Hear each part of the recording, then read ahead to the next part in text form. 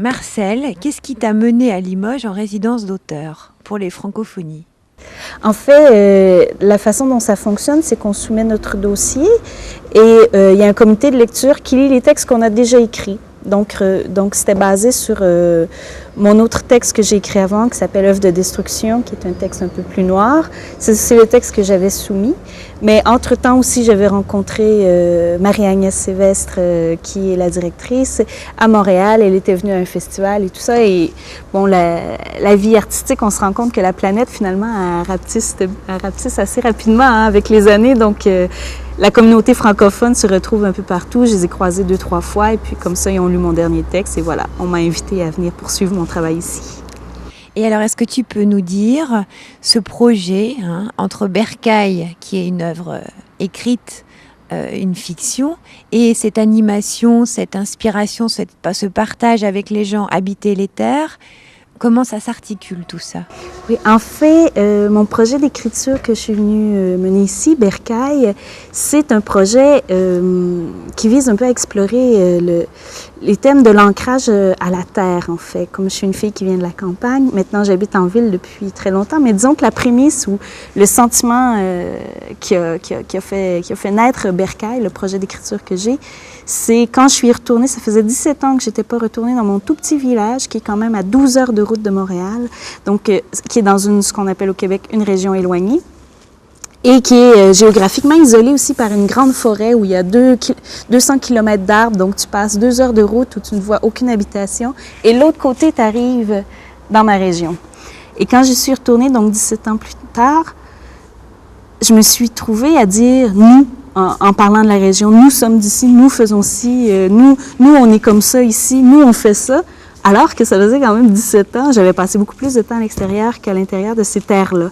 Et donc ça m'a beaucoup questionné ce rapport à la terre et le rapport à l'identité qui en découle, et également le rapport à la modernité de ces régions éloignées-là, puisque c'est des régions évidemment où il y a très peu d'immigration, où la vitesse de la vie est très différente des villes. Alors comment ces régions-là peuvent interagir avec des métropoles qui sont beaucoup plus dans un rythme rapide. Alors ça a été ça les questionnements.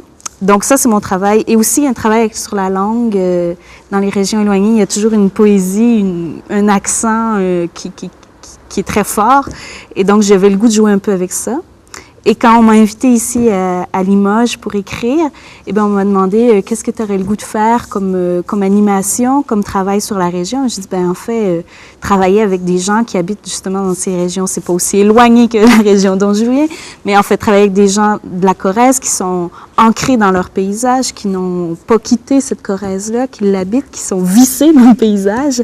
Et donc, les rencontrer et découvrir un peu c'est quoi les mécanismes. Et c'est comme ça qu'Habiter les terres, en fait, qui est un portrait de gens, un portrait, enfin un écrit entre les observations que moi j'ai en tant que Québécoise et des portraits que je fais des gens que je rencontre là-bas.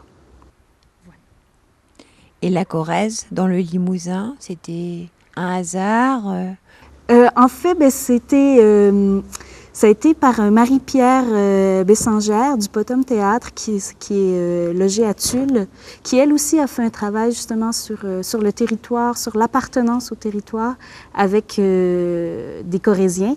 Et donc, c'est en discutant avec elle, elle m'a dit « Ah, ben j'ai plein de gens à te faire rencontrer ». Et donc, au début, ça a été un hasard et ensuite un véritable attachement, en fait. Donc, voilà.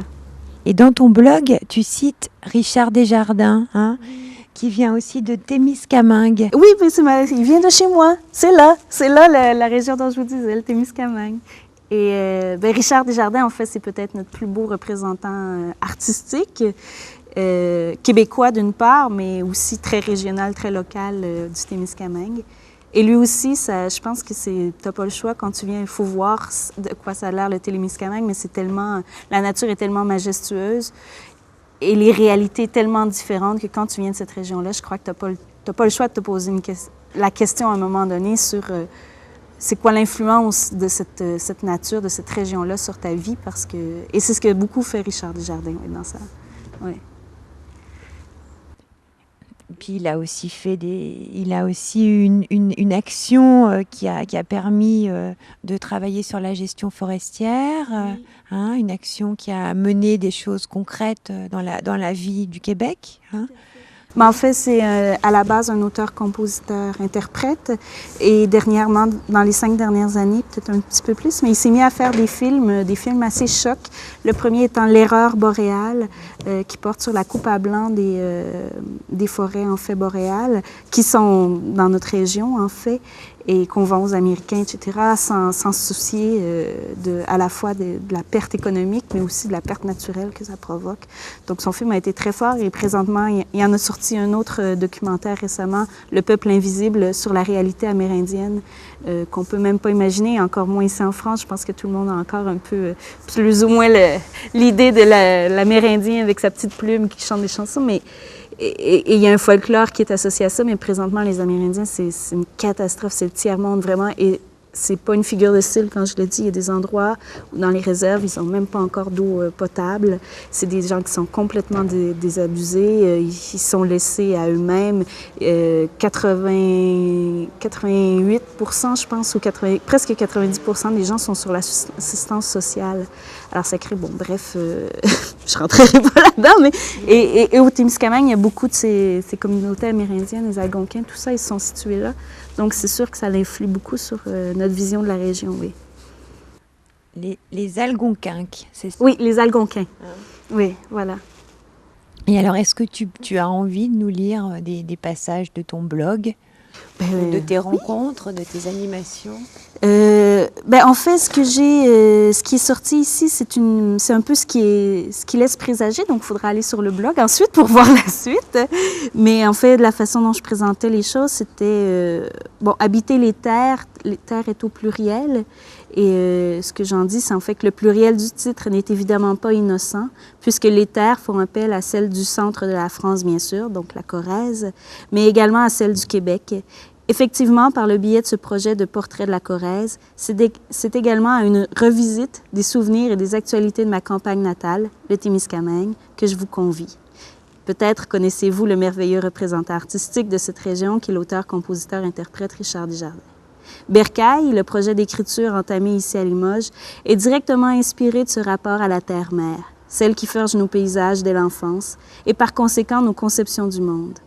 Cette même terre qu'aujourd'hui nous regardons avec nos yeux d'adultes s'appauvrir par l'exil de sa jeunesse, sa surexploitation des richesses naturelles, son abandon par les politiques et qui peine à s'inscrire dans cette fameuse communion internationale qui semble être l'aboutissement de nos vies modernes. Mais attention, loin de moi ici l'envie de prôner un retour aux sources, peace and love, tout le monde tout nu et à vos râteaux tout le monde. Avec l'éloignement peut aussi venir la méconnaissance, la méfiance, le racisme, le repli sur soi-même et bien sûr l'ennui. C'est plutôt à une visite des lieux, tendre mais lucide, à une réflexion actuelle sur la vie de nos régions que je vous convie. Alors voilà, maintenant le reste, ça c'était l'exposition du travail que j'ai fait dans les dernières semaines, donc il faut aller sur le blog des Francophonies. Et puis, je ne sais pas si on a le temps, mais sinon... Ce serait intéressant de parler de ce partage qui a pu avoir lieu. Oui, en fait, ça c'est... si on veut parler du partage, il faudrait que j'aille dans mon ordinateur. Je ne sais pas si on a... Sinon, ça ici, c'est plus la fiction pure, en fait. C'est le travail que j'ai fait. En fait, c'est un extrait de Bercail, qui ne sera peut-être pas dans la pièce finale, parce que tout ça est encore très en mouvement, mais qui parle... En ce moment. Oui, voilà. Et qui parle de cet amour qui passe à la fois par les gens, mais qui sont des gens qui sont enracinés dans le paysage. Donc, c'est un personnage qui s'appelle Solène, et qui est très amoureuse, en fait, d'un autre personnage qui s'appelle le géant qui arrive dans la région où Solène habite et qui est un peu un révélateur, si tu veux, ou un catalyseur de l'identité de ce village-là. Et Solène dit, écoute, c'est très... c'est tout croche, hein, c'est tout embrouillant, je ne sais pas si vous voyez. Bon, je vais y aller. Alors, Solène, j'y arrive pas. À arrêter de l'aimer, j'y arrive pas, Mali. La voix du géant, c'en est une de lumière au milieu de nos nuits de campagne. Il parle en râpant nos cervelles de flanelle. C'est un homme poilu qui en appelle au décrassement de la pensée, de la parole. C'est un haut-parleur qui résonne au milieu des cages thoraciques. Là où il y a nos pompes d'amour qui font vivre, qui siphonne les vérités jusqu'à la moelle pour les déverser dans les oreilles bouchées. Comme d'autres vendent des encyclopédies de porte en porte, lui, il donne du sens d'oreille à oreille, de cœur à cœur. C'est ça le géant. C'est cette coulée d'extravagance faite pour remplir les cavités du quotidien. Je l'aime, Mali. Je l'aime d'un amour d'outarde. Mais je sais, Mali, je le sais, lui, il embrasse bien trop large pour finir dans ma vie. Juste capable d'une nuit dans mon lit. Jamais deux de suite. Le bonheur nuit à la fureur. Je le sais tout ça, Mali. Comment je vais faire pour arrêter de l'aimer? Comment, dis-le-moi, mon ami Mali, toi qui as réussi à vaincre le froid du cœur en t'abriant à des regards d'un seul homme, puis à briser les maillons de ta tristesse en répandant ton sang dans des petites chairs nouvelles. Aide-moi à faire comme toi, mon ami Mali. Il faut que j'arrête de l'aimer. Il faut que mon outarde trouve son chemin en dehors de ses courants d'air à lui. Voilà. C'est mon petit bout pour l'instant qui témoigne de ce rapport-là entre l'amour qu'on a pour une terre qui se matérialise un peu dans des personnages. Voilà. Et toute notre région est un courant de passage pour les outardes. Les outardes, les bernaches du Canada, que vous appelez probablement comme ça ici, qui sont des grands oiseaux magnifiques. C'est un gros canard beaucoup plus joli et qui donc va dans le sud à tous les hivers et migre dans le nord à tous les étés. Et ils ont des courants, en fait, des chemins, et ils font toujours le même chemin, à vie, à la mort. Et c'est aussi des oiseaux, et c'est très, très rare dans les animaux en général, et encore plus chez les oiseaux, ce sont des oiseaux qui, quand ils ont trouvé leur amoureux, et c'est toujours le même, jusqu'à mort s'en suivre. Et donc, ils font le chemin ensemble, l'aller-retour, ils font les nichés ensemble, ils repartent. Alors, pour moi, c'est éminemment ancré sur justement pour moi, un amour d'outarde, c'est un amour qui va au-delà de toute traversée, que tu vas suivre, que tu vas continuer voilà. Et c'est pour moi à la fois la métaphore, évidemment, de cet amour, de cet homme, mais aussi de ce pays, de ce paysage-là. Voilà. L'amour est devenu outarde en vivant au Témiscamingue. Mais ça, c'est moi. Je suis pas sûre que tous les Témiscamingues disent ça.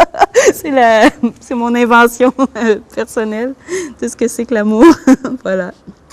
Et puis, sinon, je sais pas, j'essayais de retrouver ce que j'ai écrit sur le blog. J'avais un passage sur... c'est un peu... Hein? On fait ça, on dirait qu'on est dans notre salon. C'est merveilleux. J'avais un passage qui parlait de ce que c'était que l'Amérique, en fait. Puis je me disais, ça peut être rigolo à lire, surtout en ces temps de Jeux olympiques. Parce qu'en fait, je trouve... Mais là, je parle beaucoup, hein? Mais c'est bien. En fait, je trouve qu'ici, puis même des fois, j'écoute France Culture, qui est une chose merveilleuse que nous, on n'a pas. Mais on parle de l'Amérique. Et quand on parle de l'Amérique, on parle forcément des États-Unis. Mais on parle en fait, on confond tout à la fois, l'Amérique, les États-Unis, mais l'Amérique, le continent, cette nouvelle terre, entre guillemets, en oubliant que sur cette terre-là, il n'y a pas juste les États-Unis, il y a quand même le Canada, le Québec et justement toutes les communautés amérindiennes qui sont très, très différentes de la politique et de la culture américaine. Alors voilà, dans mon blog, j'écrivais un petit bout là-dessus ce matin. Tu veux nous le lire? Oui, OK. Je sais pas, hein, peut-être que vous avez assez de matériel, mais sinon, il s'en vient. Mon ordinateur, il dort. Voilà. Ah, c'est long. Qu'est-ce que tu fais, petit ordinateur? Avec la magie du montage, on pourra raccourcir. Parce que la technologie, c'est bien, mais mon ordinateur est un dinosaure. Ah, voilà. Alors, cet extrait vous pouvez le trouver sur le blog, qui est ma rencontre, en fait, avec deux mamies. J'adore ce terme-là. On dit grand-mère, mais mamie, je trouve ça magnifique. Donc, deux mamies corésiennes qui ont respectivement, je crois, 84 ans et 88 ans, donc des fières résistantes. Et en fait, j'ai écrit ce bout sur le... Attendez, je vais vous lire ça. Ah, voilà. En fait, j'ai écrit ce bout sur l'Amérique juste après que Mamie Vonvon, la première que j'ai rencontrée, m'explique qu'elle a rencontré son amoureux au sortir de la Deuxième Guerre mondiale et qui donc l'a rencontré dans un bal et ils se sont mariés tout de suite après. Et en l'écoutant parler, je me suis rendu compte en fait que j'habitais sur un continent qui n'avait jamais vécu la guerre sur son territoire. et que forcément, ça marque les histoires de vie. Et d'entendre ces deux mamies-là me raconter leur histoire de vie, de jeunesse, en fait, qui était carrément imbriquée avec la guerre, bien, ça m'a beaucoup fait réfléchir sur ce que c'est que pour moi mes souvenirs, en fait. Alors voilà, j'ai écrit, mais je m'aperçois en parlant de la discussion que j'ai avec Mamie Vonvon, mais je m'aperçois que j'écoute distraitement le récit de la vie citadine du jeune couple. Je mange ma tranche de veau, sauce crème, et alimente très cordialement la conversation, mais mon esprit a pris du recul. Il est occupé à prendre conscience que je suis américaine jusque dans la mémoire de mes grands-mères. Américaine, non pas dans le sens de états-unienne. C'est fou comme les États-Unis ont pris possession de notre continent, forçant le monde entier à oublier que les Canadiens, les Québécois et les peuples autochtones occupent et définissent également l'Amérique du Nord. L'histoire de ce territoire se construit pourtant entre ces quatre entités ayant subi différentes colonisations, pour ensuite vivre différents mouvements d'indépendance. L'Amérique du Nord est multiple malgré les apparences internationales. Être américaine, pour moi, ne signifie pas appartenir aux États-Unis, parler anglais et faire la guerre à l'Irak. Non. L'Amérique, pour moi, c'est appartenir à de vastes paysages. C'est vivre au présent où les choses ne sont pas encore immobilisées par les traditions du passé. C'est des collaborations internationales libres de toute connotation historique. C'est fêter ses 400 ans d'existence. C'est porter la honte d'un génocide amérindien dont personne ne parle. C'est la résistance à l'assimilation anglophone, c'est la quête de l'indépendance, c'est la jeunesse culturelle, c'est se positionner entre le pacifisme du Canada et la vision guerrière de notre voisin du Sud. L'Amérique francophone, c'est être séparé du reste de la francophonie par un océan. C'est réinventer son français pour en faire une langue unique, une langue d'Amérique française. Mon Amérique, celle que j'habite, c'est de ne jamais avoir entendu mes grands-parents raconter des histoires de guerre. L'Amérique du dernier siècle, c'est de ne jamais avoir vécu la guerre sur son territoire. Et donc la France, c'est quoi? À mes oreilles d'Américaine, c'est des siècles d'aller-retour entre les déchirures et les unions. La France, c'est Mamie Vonvon qui parle de sa jeunesse vécue dans son patelin et qui, du même coup, témoigne de grands bouleversements géopolitiques des années 40-50 dont les issues ont changé la face du monde. Voilà. C'était ma sortie contre les, pas contre les États-Unis, mais contre l'appropriation des États-Unis de notre continent. Voilà.